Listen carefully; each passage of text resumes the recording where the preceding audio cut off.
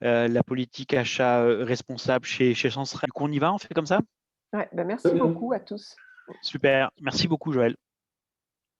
C'est à vous Jean-François. Oui, merci bien. Bonjour à tout le monde. Karine, si on peut avancer. Alors, il y a des animations dans la présentation. Désolé, je n'ai pas la main, donc ça sera peut-être un peu de temps d'attente par moment. Karl l'a fait tout à l'heure, une présentation rapide de l'entreprise. Donc, à peu près 2000 personnes en France et au Maroc. On a une petite implantation en Croatie aussi. On est spécialisé dans la conserve de poissons, principalement les sardines, mais aussi du thon, des maquereaux et des produits plus élaborés comme des tartinables.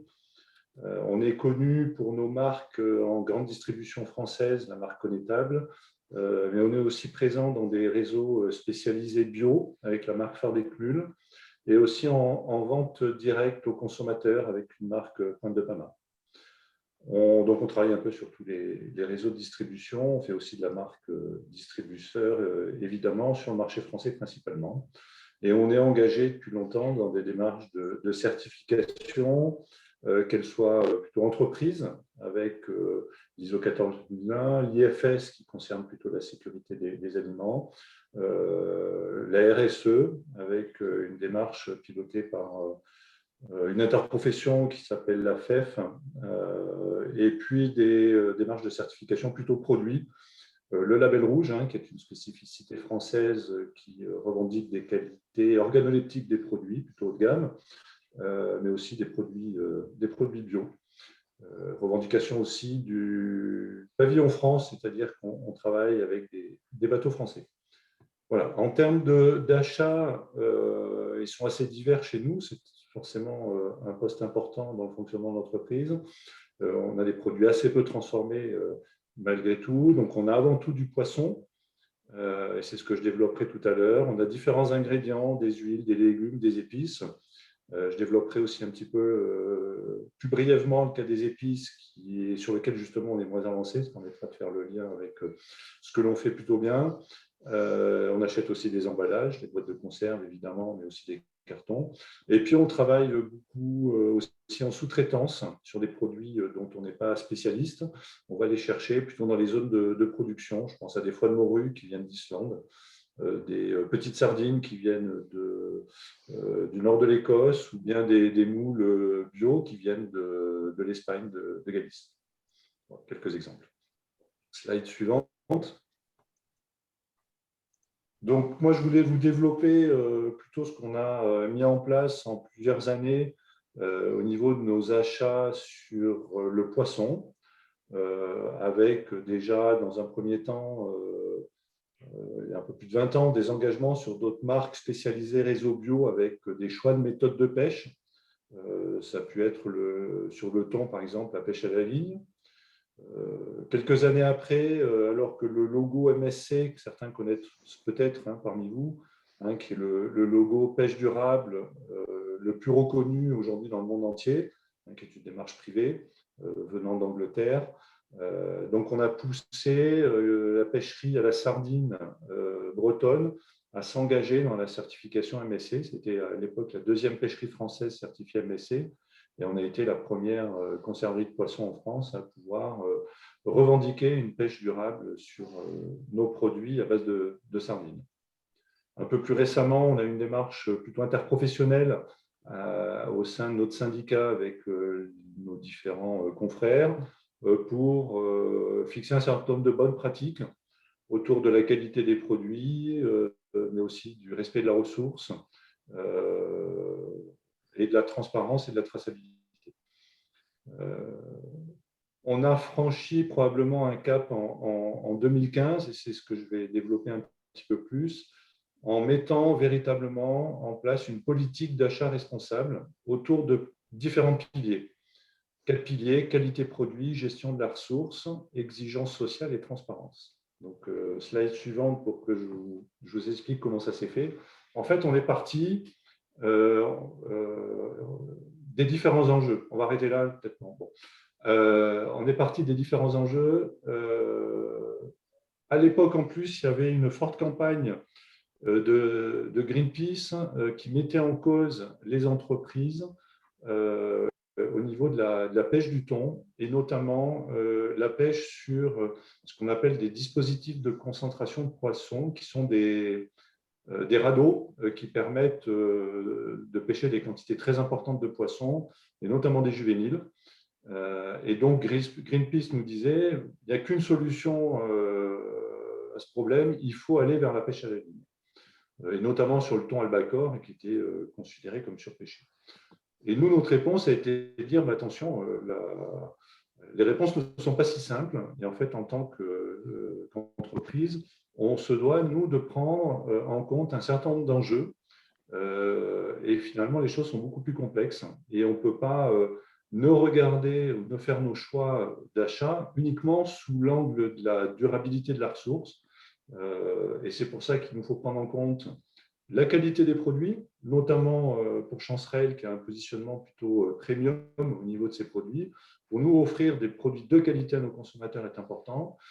Et puis, il y a aussi, associé à la qualité, on va dire, organoleptique, une notion de sécurité du consommateur. Et la pêche à la ligne, qui est pêchée sur le thon albacore, qui est réalisée dans des eaux qui sont tropicales, donc avec des températures qui sont élevées, on est plutôt à 28-30 degrés. On a un risque de développement, dégradation microbiologique rapide du produit s'il n'est pas congelé rapidement. Et donc, pour certaines espèces de poissons, dont le thon, on peut avoir le développement d'histamine, qui est un composé toxique, allergique, qui peut entraîner des réactions fortes chez les consommateurs. Donc, il y a des seuils réglementaires qui existent. Et donc, on le sait dans le métier que la pêche à la ligne est un facteur de risque d'apparition d'histamine et d'intoxication alimentaire. De la même manière, alors pourquoi la pêche à la ligne? Parce qu'en général, ce sont plutôt des petits bateaux avec un manque de maîtrise de la chaîne du froid, contrairement à des bateaux qui ont la possibilité de congeler sur place. Donc, on voit que le fait que Greenpeace nous oriente vers cette méthode de pêche a des effets collatéraux qui sont négatifs, et on considère que sur l'aspect sécurité du consommateur et puis organoleptique, ce n'est pas la bonne solution. D'un point de vue ressources, effectivement, la pêche à la ligne répond plutôt bien. Ça va être le cas sur les prises accessoires. Il y en a assez peu par rapport à d'autres méthodes de pêche, comme la pêche à la Seine, qui est un filet tournant. Par contre, il y a une petite problématique qui est celle de l'utilisation d'appât. Pour pêcher à la ligne, vous allez d'abord, dans un premier temps, pêcher d'autres poissons, des sardines, des anchois ou équivalents, et que vous allez lancer à la mer pour attirer les poissons.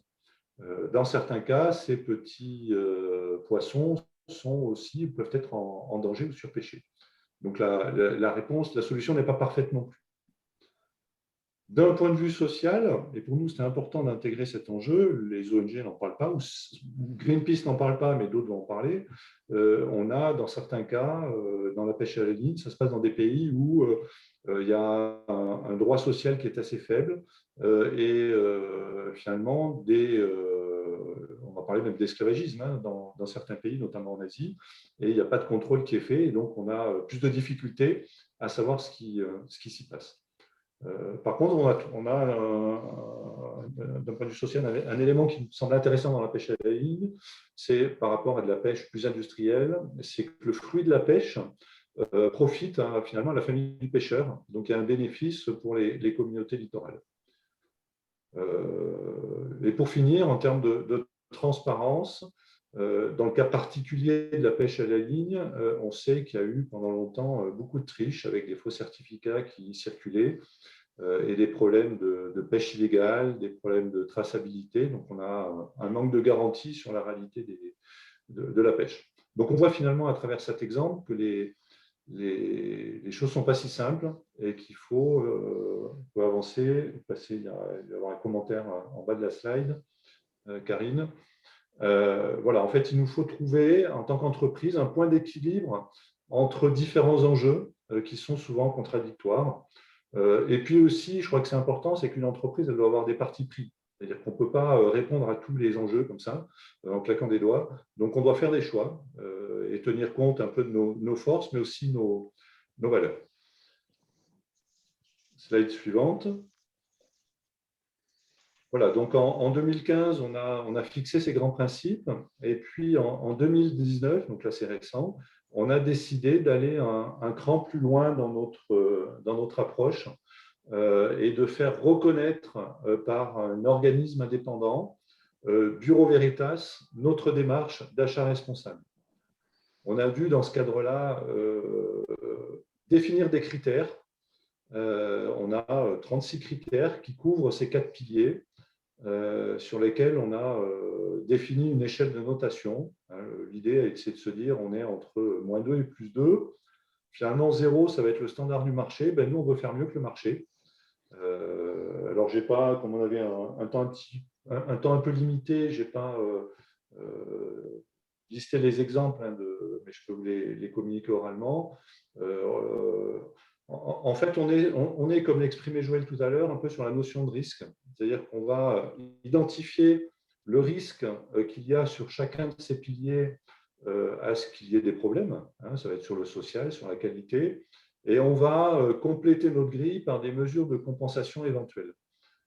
Si je donne un exemple sur le social, on va tenir compte d'évaluations qui sont faites par des organismes tiers. Il y a alors une structure qui s'appelle Amfori BSCI qui fait de l'audit social, qui va classer les pays en fonction du risque à ce qu'il y ait des problématiques sociales.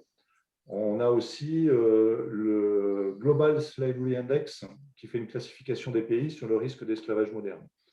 Donc, selon le pays, du pavillon du bateau de pêche ou du site de transformation, on va avoir une note qui est plus ou moins élevée ou basse. Sur le risque social, je parlais de l'Islande par exemple, va avoir une note élevée. Donc, on n'a pas besoin de mesures de compensation particulières. Par contre, un pays comme, je ne sais pas, la Libye, je ne sais pas s'il y a des Libyens dans la salle, je m'en excuse, mais bon, fait partie des pays qui sont les plus mal classés. Et donc, ça ne va pas nous empêcher de travailler avec une entreprise qui se trouve en Libye. Par contre, il faut qu'on ait des garanties sur le fait que dans cette situation à risque, on ait des engagements et des garanties sur le fait que le risque social est sous contrôle.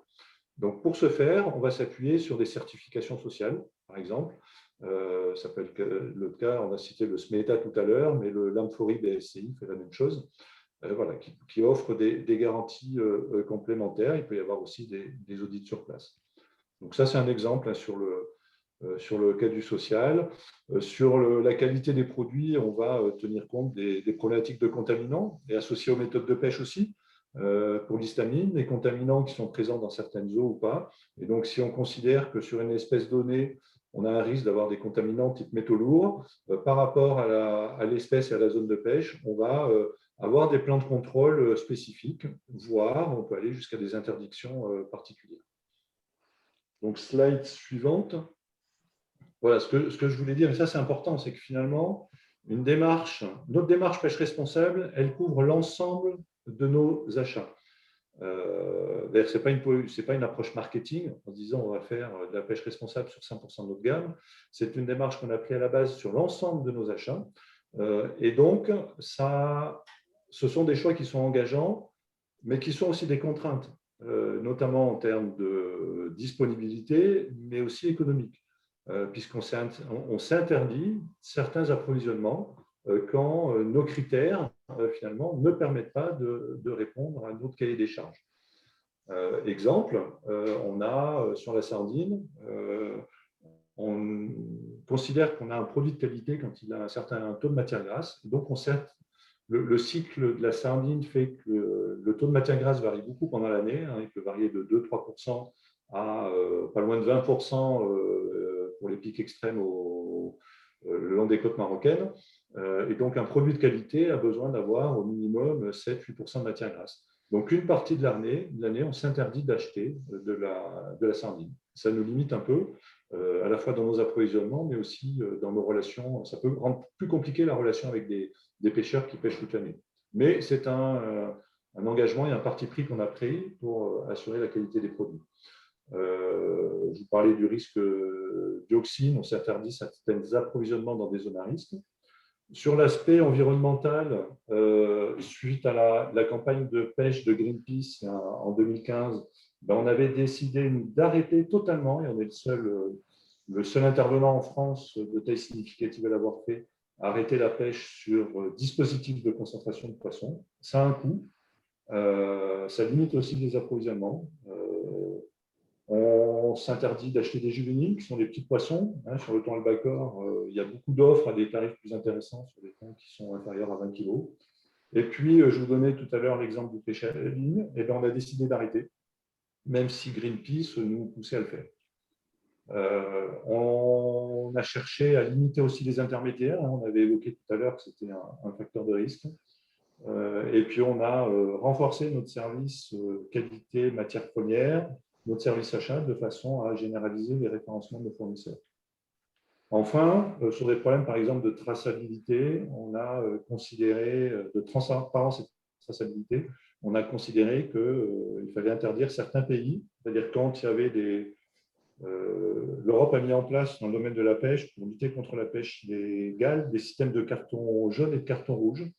Quand il y a un carton rouge, ça veut dire que l'Europe estime que le pays porteur du pavillon ne respecte pas un certain nombre de règles assurant la transparence, contrôle assurant la transparence, et donc ils sont interdits. Et quand il y a un doute, ils sont plutôt sous carton jaune. Donc pour nous, les cartons jaunes sont interdits.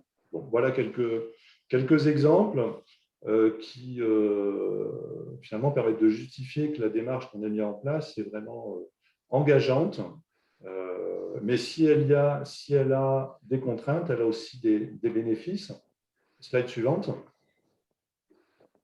C'est-à-dire qu'on peut finalement valoriser auprès de nos parties prenantes nos démarches. C'est le cas auprès des ONG, par les échanges qu'on a pu avoir avec Greenpeace, WWF ou Bloom, qui est une ONG présente en France, qui ont plutôt un regard bienveillant sur ce que fait Chancerelle, alors qu'ils ont été plutôt très critiques sur certains autres opérateurs du marché. Et les clients nous suivent, puisqu'on a eu la possibilité, grâce à cette démarche, et alors qu'on est plutôt plus cher que d'autres intervenants qui travaillent à partir des zones de production, revendiquer et fabriquer des produits à marque de distributeur, notamment grâce au pavillon France. Et puis dans notre démarche de transparence, vis-à-vis des consommateurs, on a mis en place un site de traçabilité qui est régulièrement consulté par nos consommateurs. Sur ce site de traçabilité, on communique sur l'ensemble du poisson, enfin du thon acheté, l'ensemble des informations associées à la pêche. Voilà, vous voyez qu'on a pu être classé assez récemment par Greenpeace parmi les leaders de la durabilité dans le domaine de la pêche. Donc là, c'était plutôt le bon exemple. Et pour conclure, je vous donnerai, c'est la slide suivante, un exemple où la démarche finalement est plus difficile à mettre en œuvre. C'est le cas des épices. On est dans un cas un peu particulier. Pour nous, ce sont des achats qui sont assez faibles, des volumes peu importants. Chez certains fournisseurs, on peut acheter simplement quelques centaines de kilos. Quand on parle de milliers de tonnes sur le poisson, voilà, on va acheter 200-300 kilos à un fournisseur. Ces fournisseurs, en général, sont des petits intervenants assez peu structurés qui travaillent avec des chaînes complexes, avec différents intermédiaires pour remonter aux pays d'origine, qui sont souvent en Asie, beaucoup en Inde. On parle de pays dans lesquels il y a moins de pression réglementaire, donc moins de contrôle, donc beaucoup plus de fraude. On a nous aussi vis-à-vis de nos fournisseurs des rapports de force qui sont assez défavorables parce qu'on achète peu de quantité, donc c'est difficile d'imposer des exigences. On a en plus des fournisseurs qui sont assez déconnectés du marché, donc qui ne comprennent pas bien certaines exigences en matière de transparence, notamment de la part des consommateurs et des distributeurs.